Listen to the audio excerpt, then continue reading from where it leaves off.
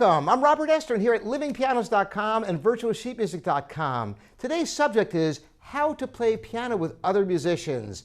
We have our guest, Florence Estrin, flautist, who is going to help us today. So there are two aspects I'm going to cover in this demonstration. One is how to cue, and the other is how to balance. So we have a couple of selections here for you. We're going to start with the beginning of the Prokofiev Flute Sonata. And Florence is very, very good at cueing, and I want to explain what cueing is. Well, the conductor stands in front of an orchestra, and there's an orchestra maybe of 60 or 70 members, and they take the baton and they start a piece, and boom, everybody's precisely together. How is this possible? Well, it's all in the previous motion. So the cue that the conductor gives, the up motion determines the down motion. So if they want the orchestra to play very rapidly, that cue is fast, and boom, the orchestra knows the tempo instantly. It's exactly the same technique used when cueing. So I want you to watch carefully, watch Florence as we begin the sonata. She is going to set the tempo that I will match. All right, so here we go.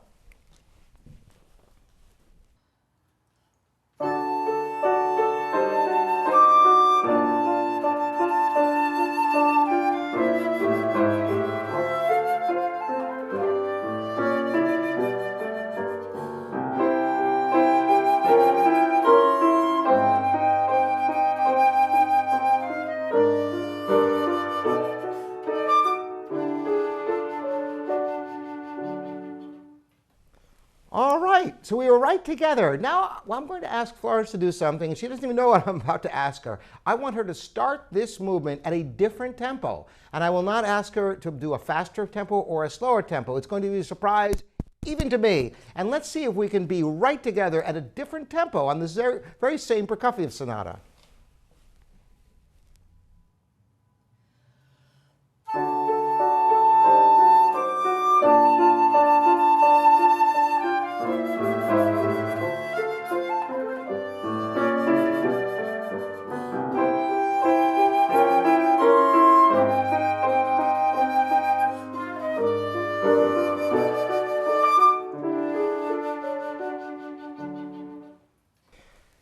You can study the cue that Florence gave. It was very clear and precise.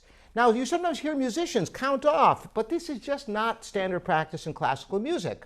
So the secret then, as a performer, if you are giving the cue, and sometimes the piano gives the cue, it depends upon the context, you must count in your head. Know the speed that you're going to play before you play your first note, so that the breath or the gesture that you give just before the first note is right in the tempo of the piece. And then it's possible to begin perfectly together, even if it's a different tempo from that which you rehearsed. Interesting. Now we're going to switch gears and show you. I promised you two little tidbits today. One was cueing, and I think we've touched a little bit on that. The other one is balance. Now, balance is a real challenge with different instruments, and I'm so glad to have Florence with flute, because flute is a challenging instrument. Because while the flute can be quite loud and robust in the high register, it can be extraordinarily quiet in the low register. Now, I've chosen the Chaminade Concertante because it has a wonderful range of expression. The challenge in the piano part is to not overtake the flute, yet you want to have an illusion of great power. And I say illusion because there's a secret as to how I'm going to make the piano part robust without covering the flute. So I'm going to play a little bit of this for you and then talk about how I'm able to achieve that and show you the rights and the wrongs of how you can balance with instruments like a flute, viola, or other quieter instruments.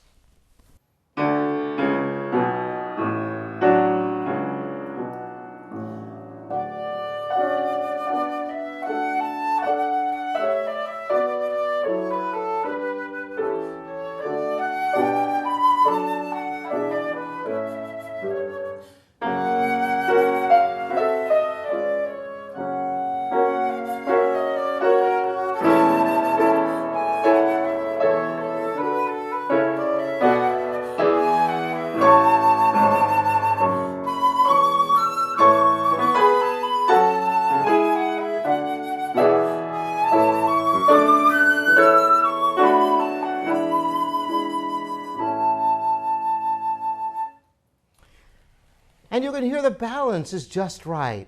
Now there's a forte part in the middle of that, towards the end, where I'm doing something in the piano playing that enables a flute line to come through right on top, and yet I'm playing with some substance. And the secret to getting that power without covering is by using almost an accented approach to forte. Instead of an expansive forte that would cover the flute, it's just the first beat and then it lightens up. I'm going to demonstrate, but we're going to play the same thing again, starting, we could even start in the middle. Why don't we start on measure 9? And this time, I'm not going to play carefully. I'm just going to play forte like I normally would in a solo piano piece, and you'll hear how it might cover the flute too much. So here's playing it without being too sensitive to the flute.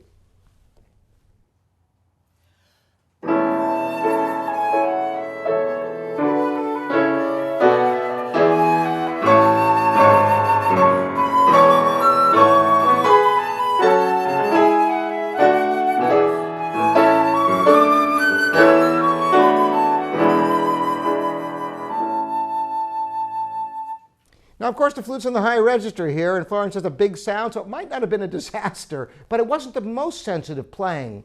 On the flip side, I can't tell you how many times I've heard accompanists play like accompanists instead of collaborators, which is the reality for most repertoire.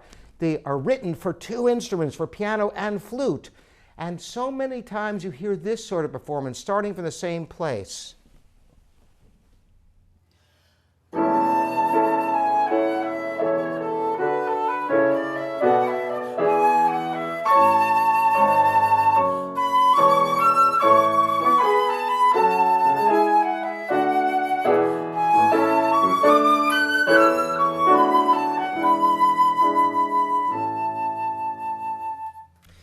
And that is played like an accompanist. And it should never sound like an accompanist. It should sound like one cohesive musical performance, not under the soloist, but with them. Incidentally, this goes not just for the dynamics, but the timing. If you try to follow, and they say follow the soloist, you'll always be behind. You must not follow, but anticipate where they are and come together in the musical performance. And that's the secret. So what I was doing when I played it the first time, where I had the sensitivity, I'm going to show you what I do by playing it without the flute. And you'll hear how the first beat of the third measure I play, I come down after that, enabling the flute to have that beautiful line. So here's how it works with the piano part.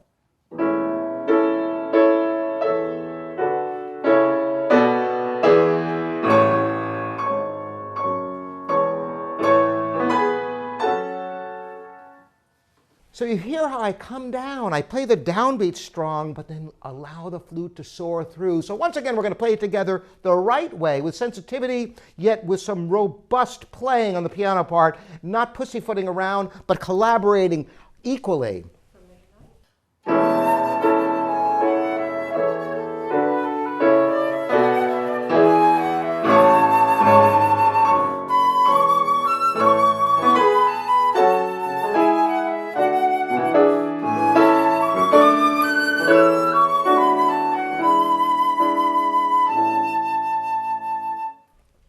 So this gives you some ideas of how you could be sensitive in your musical performance, have the balance correct, but come in as an equal partner, not under, not above. There's a real artistry to this, and it's different with every musician, every instrument, every piano, and the acoustics of the room, and many other factors.